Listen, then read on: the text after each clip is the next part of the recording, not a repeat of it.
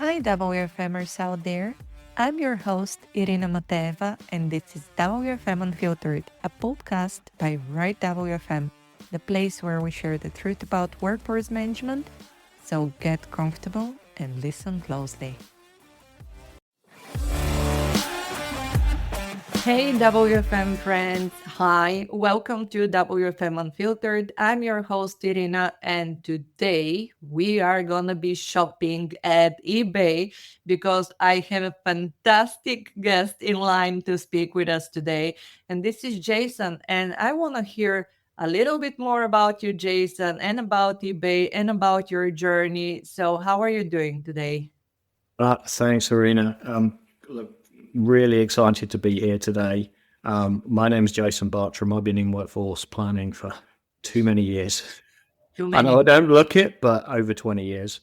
And it's been, for me, it's been a fantastic journey. Like most folks, you kind of fall into call centers as opposed to kind of want to be a call center planner from the age of 6 or 7 instead of a fireman or whatever else it is, football player. So look, I progressed from going into operations as a team leader to thinking there's got to be more just to dealing with this kind of stuff day in, day out, to going into planning because you got that mix of numbers and people, and then just go through and progress my career. And I've been in small startups that have gone from little to massive. I've been in huge telcos. I've been in not-for-profit organizations. And for the last 7 years, I've been working in the e-commerce giant that's eBay. And I started off in eBay working in the European markets. I'd never done that before, so it was a great learning experience to plan outside of the UK. And for the last 2 years, I've been doing a global role. So working on the midterm planning execution in eBay. So from 6 weeks out up to on the day, and got a team of folks spread across the world, in Europe, in North America. We've got folks in Asia Pacific that are all doing that work. Thank you so much for the introduction, and what a great career, and oof, what a great experience. However, I have to start by saying you mentioned that you started working in a contact center opposed to, being maybe a firefighter or someone. So, what do you mean? Is it like working as a planner, not fancy enough career? Is working a planner not a fancy enough career? I don't think a 6, 7-year-old set out to be able to do it. And interestingly, I've got a daughter who's 16 who asks what I do. And interestingly, I think it's meant to be able to explain it nice and simply. I think her eyes glaze over after about 15 seconds and she moves on to TikTok or whatever else that's far more interesting.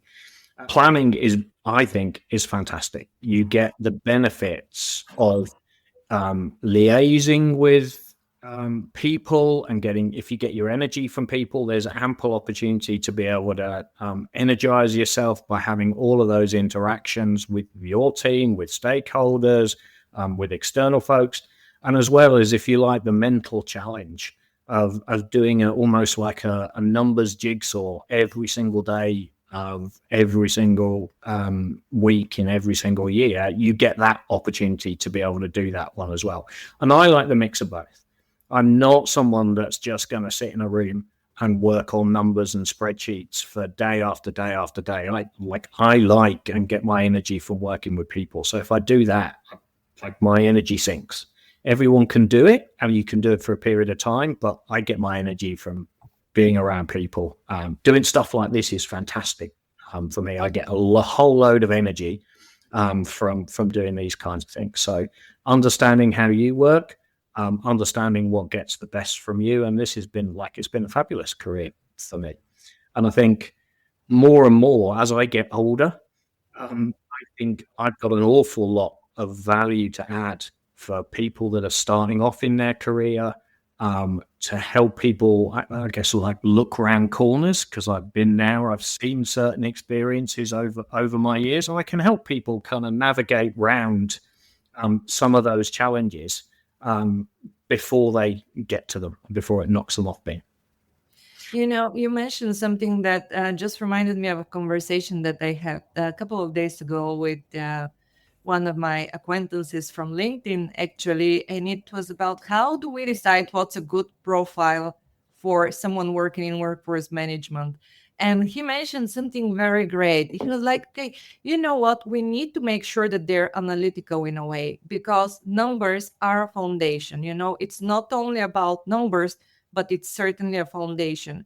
And you have a lot of people that are great with either working directly with people, either working only with numbers, but we have such a great combination of both that I actually want to start the discussion around it and ask you, do you think there is work for a WFMer, for a planner, if we don't have agents? So if we only work with AI agents or with tech and we don't have actual human beings, is there a work for a planner? I always think, like I've done a lot of work and some speaking on this kind of stuff, and eBay's very much at the forefront of AI and developing AI technologies. My take on things is that you will get, and you want to get as an organization, as minimal contacts as possible. But the ones that you get are going to fall outside of the rope and the rules that are in your AI system. And when you've got those ones, you want real human humans. You've got to be your best human as well as the machines are being the best machines to be able to answer those contacts and to work with empathy and to add all of your real human skills to those contacts. And that's where you'll add value as a business and where you'll delight your customers, and people will keep coming back to you. So from a starting point, I think there will be less and less human interactions, obviously, but those human interactions that you do have will be key.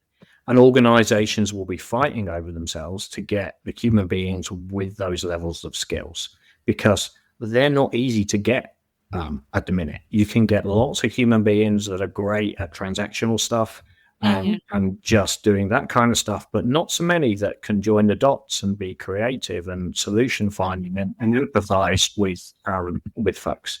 So that's the starting point. In terms of, do you think you'll still need planners?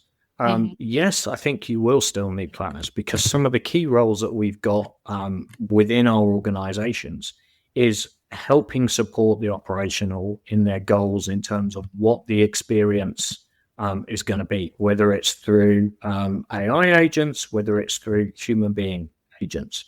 You're there to help guide and help them make good decisions with regards to risk and the risk that they have in their organization, either with their outputs or with their future planning in terms of achieving their goals, et cetera, et cetera. So I think there will always be a need for planners. Where my take on it is, and where I think we will go, and where I think we need to be starting to have conversations with our planners is, we have a very kind of run the business layer at the minute, where all the tools in the industry are designed around our service levels, providing our schedules, working out budgets, et cetera, facilitating overtime and all of that kind of stuff. There are very technical pieces that planners do day in, day out that we need to do.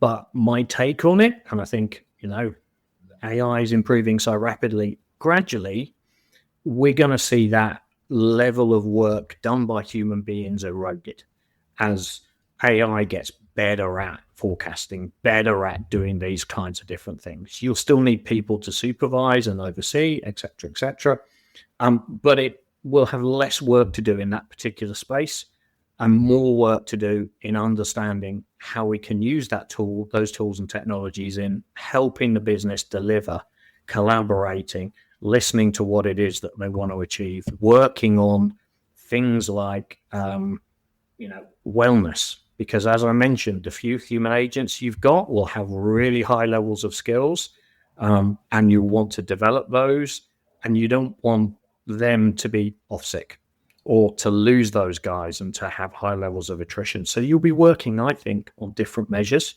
and they'll require different levels of skills. Maybe more nuanced skills. It'll be less about you as a planner, but more about how you can help the business develop those skills. And I think planners have always been like helpless victims sometimes. I like that. We sort of sit in the middle, and there's like competing goals and all of that kind of stuff, and you plan to hit service levels, and then team leaders come in and add more shrink and do all of that, and you feel as though like all the work you've done has been unpicked, and there's nothing we can do about this kind of stuff. I actually think we'll move away from being helpless victims. If you're in a good planning team, you really will start to add value, and you'll be able to see yourselves, being consultative and folks coming to you to help you deliver for them the goals that they need to achieve as they evolve. So I've got real strong hope that planning will evolve from helpless victims to a real valued and member of the business. Wow, you're making my job as a host very difficult, because you said so many great points that I can go into so many different directions. So let me pick one first. Right. Maybe we should tackle it from psychological perspective. I'm one of the people who is very annoyed by all of the talks how AI is gonna make everyone redundant and blah blah and blah blah. And I think we should move away from generic bullshit towards, okay, let's see how. And I think we're actually in a great position having to shape where and how AI can be used and aid and enhance us as human beings. But what I have noticed, like even before the conversations of AI, the last, for me at least 15, 16 years in workforce planning, is that many people are scared even from traditional WFM tools. And I've noticed that many times when I'm doing implementation, they somehow think, oh, the tool is going to automate my entire job and they're going to sack me and I will have to look for another job. And then basically, rather than spending my time trying to implement the tool to be of the best help possible for this organization, I'm spending the time trying to educate that person. No, the tool needs you to be driven in a certain direction. A tool is just a tool. It can be good. It can be utter complete shit. And I think that psychological aspect for from change perspective, there is something new. We are supposed to be feared from it. How, if you have your team members coming to you and you see that there is that resistance towards automation, tech, AI, what do you do as a leader? How do you tell them, okay, guys, let's just focus. Let's take that as opportunity, opposed to no. We should make everything possible to avoid it. Well, look, we're currently in the process of trying to embrace AI tools in helping us do our job better and quicker and smarter. This is not a fear for not out of fear, but out of creating space where we don't have to spend as much time just doing repetitive tasks, but it frees us up to add more value into our business, to call out more risks, to highlight to the operation where things may need to be looked at, mitigated, et cetera, et cetera. So, for instance, if I can use a large language model to bring together, we use multiple outsourcers. If we can use a large language model to summarize kind of where our partner organizations are at, what risks associated they've got, I've not got to spend as much time in meetings talking that through with them. And it being sat in a couple of people's heads because they were in the meetings, but other people across my global team weren't in those meetings. If I can get that through a large language model and that output exported, I can then spend the hours that I'd be spending in meetings getting that information, analyzing it, understanding where the risks are, feeding into my operational teams to go, like, you need to watch out at these particular times. Here's the options that we've got if these risks happen. So we are, and I think everyone should embrace what it can do to help you be more able to lift your head up, more able to understand how you use the current tools and get the best out of those. Because look, to your point, I absolutely agree. You put in without any thought into a workforce management system and ask it to achieve a service level. It could do that by giving you 100% service level 9 to 5, and then a 0% service level from 5 o'clock till 8 o'clock. Overall, it achieves your daily goal that you plugged into it. But if you want to contact the center between 5 and 8 o'clock at night, you're going to get a terrible experience. But you'll all wake up the following day. You'll see that you achieved an 80 in 20 seconds service level, move on, pat your backs, and off we go. And I think you're quite correct. There's sort of shit in and shit out, and you need just to be able to focus your time as a human being to help you join the dots, analyze what's in there to get the best out of our existing tools. And I think upcoming tools and AI and all of that kind of stuff will just help us get better at being analysts, not button pushers. That's my take on it. I love that point. And again, I feel like there is such a big resistance from a lot of places. So I think there are two camps currently. One is like, yes, let's get to AI. Let's finally get rid of the simple tasks. And the other one is like, no. This is complete bullshit. We're going to be left without a job. And I'm always thinking, listen, we're all consumers. If everything is AI related and not a single person in this world has a job, then it's a completely different conversation. How do we go ahead with our evolution as people, like without earning money or something like that? But that's for another conversation. You mentioned something else that I want to touch on, the helpless victims part. And this is something that I have experienced for many, many years myself, being in the room with senior management and operations management and country management directors, and I'm providing my information, and they do exactly the opposite. They don't listen to me.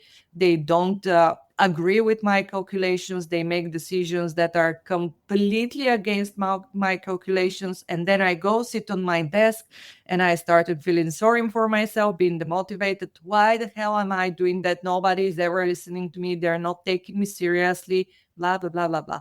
And I know that there are a lot of people who are feeling discouraged because they don't think they have any authority and their job does not matter. So let's define it once and for all. Is it in our scope to be decision makers on the back of our data? And what is it that it's actually a planner's or a WFMer's work and scope? So, like, don't get me wrong, I've been in exactly the same boat where you produce some recommendations, you travel across the country down to meet the decision maker, you put your deck in place, they like have a quick scan through it and send you on your way, not having read it because they'd already got in their mind what it was they were going to do anyway. Prepare for months. You get your pitch like memorized down to the last word, and they're like, nah, we're fine. Yeah. Like, and it was never going to happen, and you just feel as though you've wasted like however many months of your time. This is a glorious opportunity to showcase you in front of all of like senior management, and it just goes by without you even almost saying a word. I get it. I really do. I think one of the things that I have found that's really helped in, I guess, helping sort of set an understanding of where you play from a WFM perspective is ensuring that you've got a RASCI with your operational teams and your key stakeholders. So who's responsible, who's accountable, who supports, and who consults. Because over the years, I found the biggest levels of frustration and amongst planners and operational folks when it's not clear who ultimately makes the decision.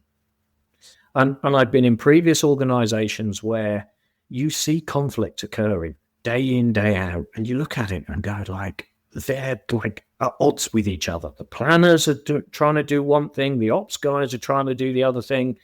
And I've sat and gone, right, okay, operational folks, like, who do you think's responsible for service levels, for shrinkage, for all your key sort of business metrics? Planners, who do you think are responsible for all of these, the same key business metrics? And it's a fascinating exercise to do, because when you do it, you find that all the planners think they're responsible and accountable for all of these measures. And all of the ops folks also think they're responsible and accountable for each of these measures. And for certain ones, none of them, either the planners or the ops guys, think they're accountable for it. So nothing happens on those particular ones. And then the other measures, everyone's scrambling over themselves to unpick what the other side's done because they think they're responsible for it and they know and understand the way forward on all of that. So it's quite interesting once you've like observing how it works and then putting that in place and going, right, okay, we've got to agree who ultimately makes the decision on this, who supports, who's consulted on it. And once you've got that clear, it makes it an awful lot easier to operate.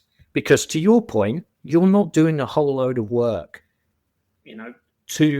as a decision maker. You're doing a whole load of work to help somebody who's responsible and accountable for that to make a decision.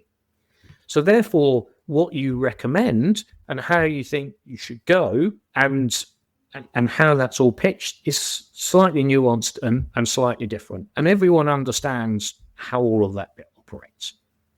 So I think that's one area that I've learned, that if you can get that clarity and everyone understands that, it can make it work a whole lot better. And there's a whole lot less frustration from folks, particularly planning folks, but also ops folks, in terms of how you work together day to day.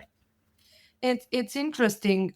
From all my years being into different companies, I have found very few that have broken the silos and they're actually helping and supporting each other, and they understand that they're one big team that are simply contributing to a major goal in different ways. And you know what I started thinking about while we were explaining it is like, you are in a new relationship with someone and you're going for a family dinner and they are the whole family and you're seeing everyone bickering at each other and making scenes and everyone is trash talking the other one, and then you end up thinking, oh, well, if the relationship between everyone is that bad, do I really want to enter this family and be a part of it? And that's something what it's like being a customer currently. Can I talk to this person? We don't have anyone available because this and this and this, and then somebody is not planning the correct way. And we're, excuse my language, everyone is trying to cover their own ass all the time. It's either the planner's fault or it's the agent or it's the team lead. It's never sitting together and saying, listen, that's my responsibility. I'm going to provide you with this information, but ultimately you're the decision maker, and whatever happens, you need to carry that responsibility with you. It's I don't know why are we still in that kind of a vicious cycle of team leads is a dirty word in the planners community, and don't even mention the role of a planner for team leads because cussing starts immediately. So for me, what could be the recommendation that Rasi or Raski that you mentioned, where in many organizations this is not existent? I want to understand from you, from your opinion, who needs to be the driver in putting something on the table, at least to have a discussion around it. So my take on it, when I did this, it was me as a new planning lead coming in, observing that chaos and observing the frustration from my folks, but also seeking to understand from my operational colleagues how they were feeling about it. And I think at the minute in the organization such as you spoke to, you'd speak to the team leads who go, all planning do is stop us from doing stuff.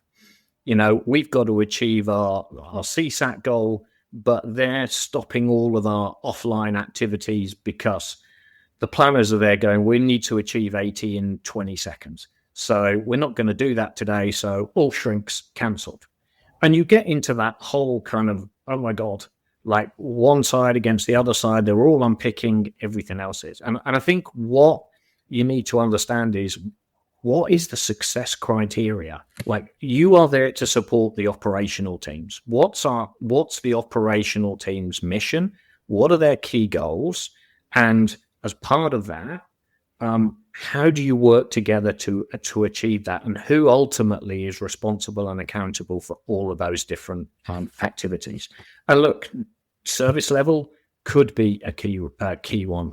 Abandonment rate could be a key one, depending if you work in a sales environment and marketing spending millions of dollars to drive in leads and you're abandoning 15% of them, then, abandonment rate actually could be a massive and key goal that you've got to achieve, because, you're leaving revenue outside of the door. So understanding your different centers and your different operational key metrics, and then working together and understanding on how everybody contributes to having those achieved is the key to it.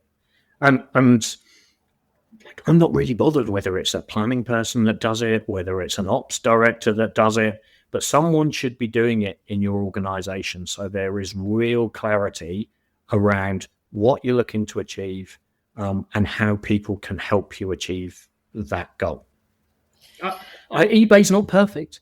I'm sure some of my stakeholders may even watch this and go, Jay, your team doesn't do them. But I actually genuinely believe we do a really good job in having clarity in who makes decisions and how that support is bubbled up to make as good a decision as you can do.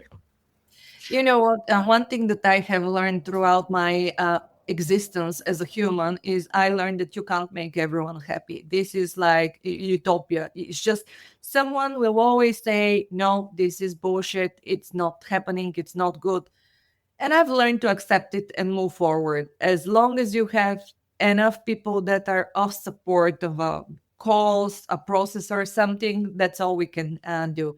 But for the last part of our conversation, because we're approaching time, I wanted to ask you something that I'm getting messages day in and day out about is, how do I move up the ladder? How I can get promoted? How can I get to a manager's position, director's role? And I'm saying the same thing. People often think that it's a simple answer in terms of learn this formula, exercise Excel, get the planning accuracy to move up a bit, and you'll get promoted. And every single time I'm saying, build relationships. This is the way forward. And let's say that in my business, I have my own consulting company.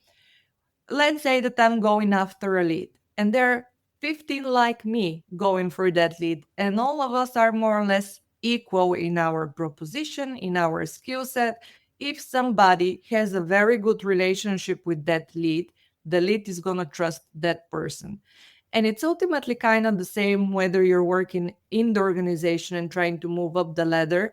If we see that you're having great conversation and communication with the team leads, they trust you, they come to you for getting a mutual decision, this is going to make a mark much more than you just be like, my forecasting accuracy is 97%.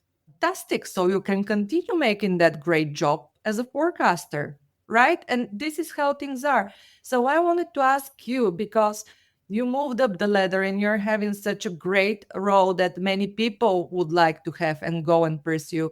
How do we do that? How are people going forward? I mean, that's a great question. It really is. And sometimes I ask myself, how the hell have I got here? But that's the imposter syndrome. No, no, no. No, Right there. and I genuinely am not. I've not got imposter syndrome. But look, I think there's sometimes where you're absolutely right. Building relationships is key. Understanding a little bit what you're good at.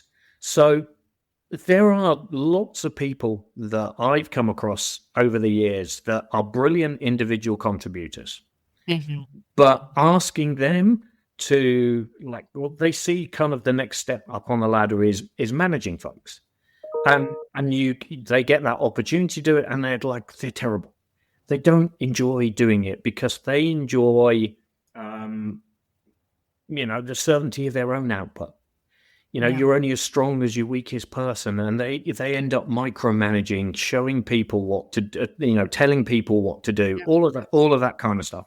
So then, that doesn't work for them. They're not happy. They then go backwards in their career because essentially they're in a role that's not right for them, and they're sort of seduced into thinking that like managing is the next big thing. What we're trying to do in eBay is we're trying to map skills and requirements to various different role types.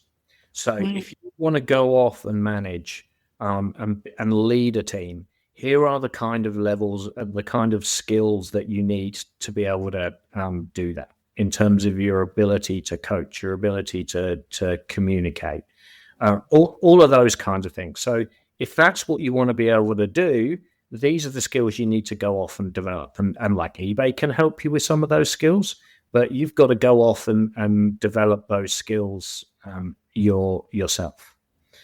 And I think that's the bit is like recognize almost like what you're good at, what it is that you want to do. And I also think you've got to take some risks as well. You've got to be prepared to go, do you know what? I don't know all of this stuff, but what's the phrase? I'm going to fake it until I make it. But you've got to put yourself in a position where actually you're going to take that risk and you're going to jump up to that next step. And the more people and relationships you build, the better, and the more opportunities that come your way to be able to take and to take that risk. I've had very little over my career. Most of the jobs I've got have been introductions from someone that I used to work with in the past that said, XYZ organization are looking for a role. You might want to have a look at it. And that then starts a conversation. And that conversation then eventually can, if you believe that an organization's right for you and the skills that you've got, then that can open up opportunities. But for instance, I would never go into an organization that just wants me, for instance, to micromanage everything and to drive results at the expense of people. Some organizations want that, and that's not something that sort of I can do it, but it takes a lot more energy to be able to do that kind of thing. And I know that you'll run out of energy eventually.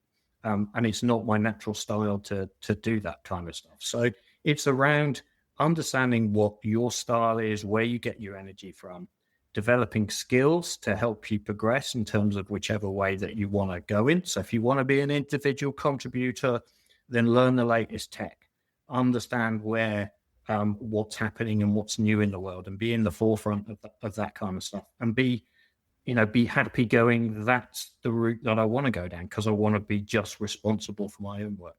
You want to lead folks? Then develop your critical thinking skills, your communication styles, your ability to join the dots, network, meet as many people as you can from different organizations, and opportunities will come from that. It's great that you're sharing that. And it just made me think, so many times in my career, I have seen amazing professionals that are doing something specific, a task. And they're doing it so well that when it comes to promotion, they become the natural selection because they're so great at that particular task. And then they have to manage a team. And it turns out that this is the worst type of a person to put in a manager's role. Because I will say that in conclusion of our conversation, a manager, a director, it's never about you. It's always about the people that are contributing to the team. So if you want to pursue individual tasks, I sit on my desk and I deliver the best result of what I'm giving as tasks. That's completely different than I want to move up the ladder, because then it's about motivation, leadership, relationships, and so on and so on. So happy that you spent that time with me and gave such brilliant advice and insights. I really appreciate it. And come again for a second part. Absolutely. Yeah, I really enjoyed it. Thank you very much. I'd love nothing better than to talk about myself. Well, I'll give you another opportunity. Don't worry about that. Thank you so much. Thank you. Thanks for joining us today. I'm your host, Irina Mateva, founder of Right WFM, where we believe that every business and its people are unique and deserve the right solution to their challenges. If you need support with workforce management, we're just a message away. Get in touch at irina@rightwfm.com or info@rightwfm.com. If you like the content and would like to support the show, please subscribe to WFM Unfiltered on your favorite podcast platform, leave a review, and follow me on LinkedIn. You can also show some love to our great sponsors. For more information about them, check out the episode notes. This is your place for real WFM, so to suggest guests or topics, get in touch at irina@rightwfm.com. See ya!